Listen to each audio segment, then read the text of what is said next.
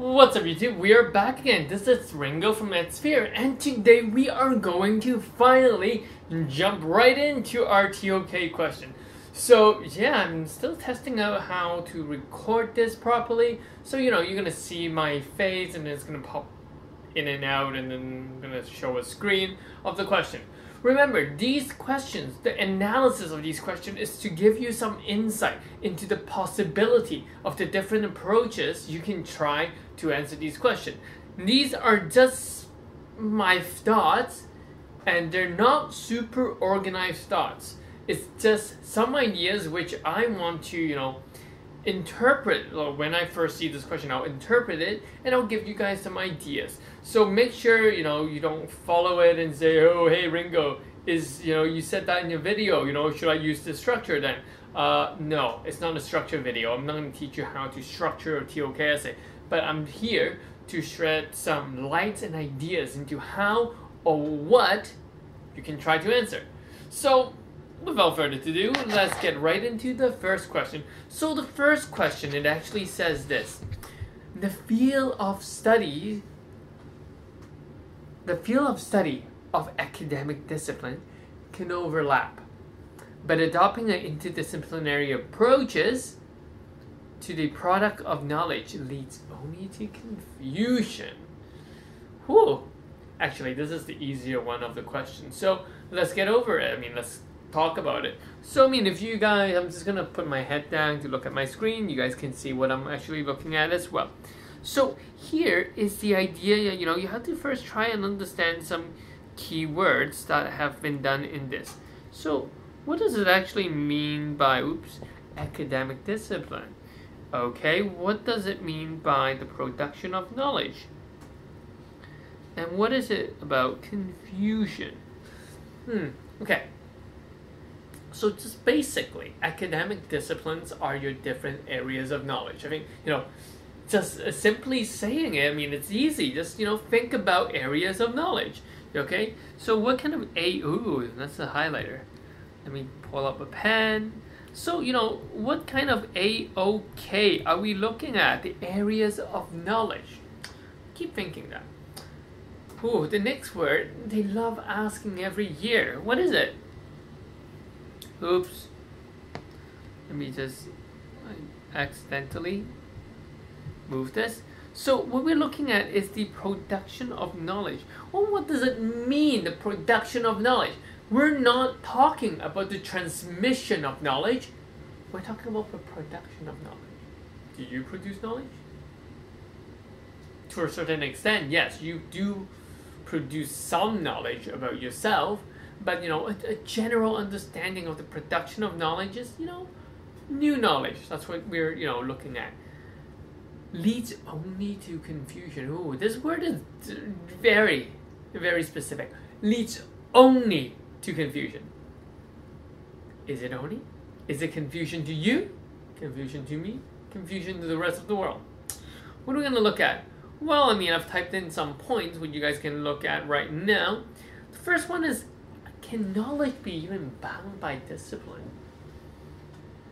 Can we? Yes, you guys theoretically could say that, knowledge can be bound by discipline. That's what you guys are doing in school. You're doing chem, you're doing bio, you're doing physics, you're doing math.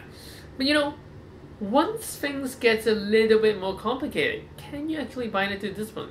Who takes geography out there? Okay, can you tell me, is geography only geography? No, it talks about physical physics, there's the earth, there's economic involved, there's sociology involved, psychology, for example. There's biological, there's cognitive, and there's social cultural. There are many, many different knowledge, and those knowledge can't even be bound by a discipline. So, it's going to be complicated. To answer the idea, the field of study of an academic discipline can overlap. Obviously, can it overlap? Obviously, it can overlap because it consists of different things. But does it lead to more confusion? So, if I look at it in a human science sense, maybe. But what about science? I think that interdisciplinary actually helps, solve confusion, because it provides more than just one perspective to look at things. Of course, I'm talking this a very general term. The second idea is, why confusion arise for some but not others? That's the idea, the nature of that set of discipline, whether it is human science or natural science or even mathematics. The different AOK involve different academic discipline, and some areas of knowledge are gonna be more confusing than others. So you can explore that idea as well. What about overlap can be seen as the same approach? What about different approaches? What does that mean? Well, the question says adopting a interdisciplinary approach. Okay? Well, what kind of approach can you actually adopt? Yeah, that's a weaker argument, but you can still think of it. Overlapping can be seen as the same approach. What about different approaches? What kind of approaches can we use instead of interdisciplinary? Can we only focus on one? Maybe deductive reasoning or something along that line in order to produce knowledge rather than an interdisciplinary approach. So here is the tricky part. Different areas of knowledge in different academic discipline requires a different set of approach, or can have a different set of approach. For example, in natural science or even in human science, you set like a empirical approach where it is one topic, one hypothesis that you have, and then you argue it and you bring it down using your deductive reasoning to come to a conclusion. Well, that is another approach. But does that approach not lead to confusion? I have no idea. That's for you to find out. Observation can be another approach. Finding historical facts could be another approach. Just think about the possible approach that anyone could have and whether those approach leads to confusion or not. Alright, next idea is knowledge product of only one discipline? So this kind of goes back to our first point, where can knowledge be seen as only in one discipline? Is it even possible to not use a multidisciplinary approach? Well, yes, you could argue that, you can set a hypothesis, yada, yada, yada, but, in that process, when you try to explain things, you are also using different approach subconsciously. So the question here is, can knowledge be produced without interdisciplinary approach? That could be a knowledge question, something along that line. E, refine of knowledge to make it stand against the change of time.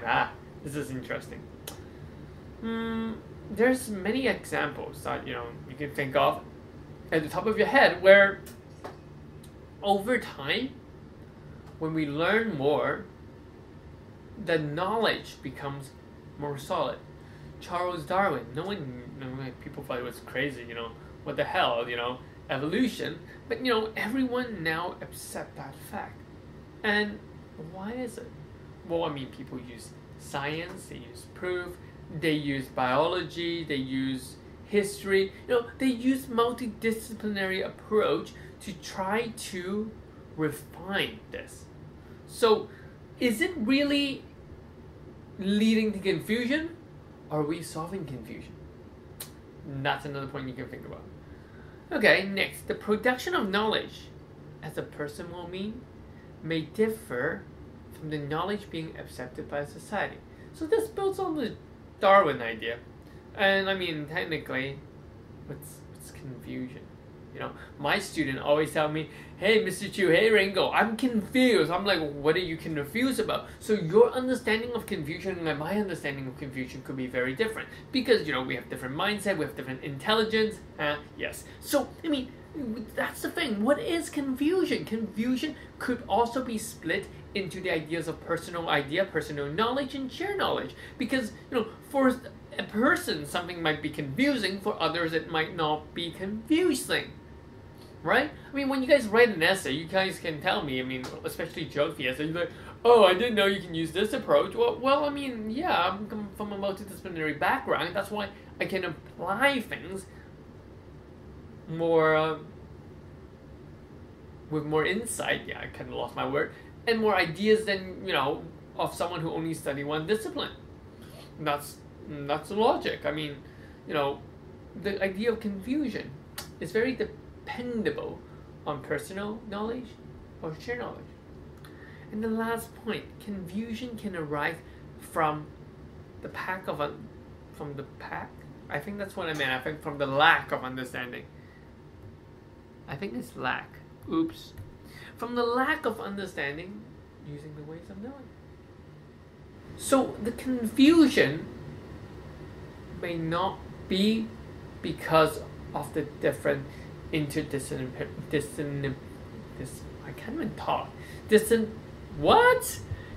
this interdisciplinary approach is not the confusion. The confusion comes from the ways of knowing. Okay? So if someone bases things on reasoning, they're not going to understand intuition, emotion, or where our other ideas come from. Where if someone is basing their arguments on emotion, they might not understand the idea of reasoning.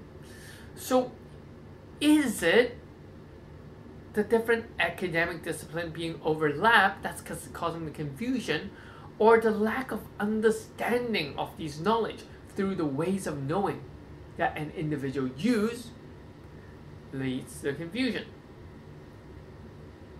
We don't know. That's for you to think about. I mean, lastly, it's not written on here, but it's the production of knowledge. So, who produce knowledge? I mean, if we look at, a scientist producing knowledge, it's very difficult to even say that they're confused since they're producing the knowledge. But you could say that when learning or when you're producing knowledge for yourself, sometimes the more you learn, the more confusing it is. Okay, that could be a valid argument. Is it a strong one? No. But can you lead it to a personal example? Most probably. But the idea is that you have to really think about what does it mean by the production of knowledge and how different individual in the process of the production of knowledge may or may not find it confusing. And simply speaking, how often do you consciously think about whether you're using an interdisciplinary approach? To be very honest, not often. Because, these interdisciplinary approach is pretty much your common sense. So, that is it. That is the idea of this essay. There's many different approaches you can take. Because there's at least 3 or 4 different words that you can try and define this question. Can you talk about all of them? No, that's way too much. But I would select 2 or 3 that are relevant to each other, and it builds your argument. Remember, a TOK essay, a TOK examiner, it's not looking for complicated ideas. They're not looking for complicated words. They're not looking for flowery words. They're looking for development.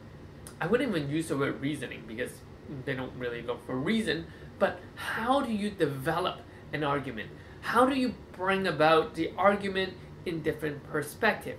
How each layer, each paragraph, you dig deeper and deeper into the TOK question in order to kind of cover the idea of what the question is trying to ask. You have to really, really try to demonstrate your understanding of the question before we, even throw in examples. Over these few years, the TOK, I think, has been more and more generous in a way that it doesn't require a specific format, a specific structure. You just need to be able to convey to the examiner, you understand what the question is asking. Or how do you interpret the question? You have to let the examiner understand you will understand. And, all the other stuff are, icing, to decorate, to develop your point. So that was the easy question 1. Like I said, this question is not hard at all, but, it can get confusing because there's so much or so many ways in which you can try to approach this. So that's pretty much it. Remember to hit that subscribe button and watch some of my other video, like my video. If there's any question about TOK, leave me a comment, send me a message. For those who were my students from the local school, from Ampo Lane, yeah, you guys can text me. Should have my number. You can Facebook me. For those who don't know me, you guys can leave a comment, and when I have the time, which I will try, I'll answer some of your questions regarding this question. So, peace out for now. This is Ringo from Edsphere.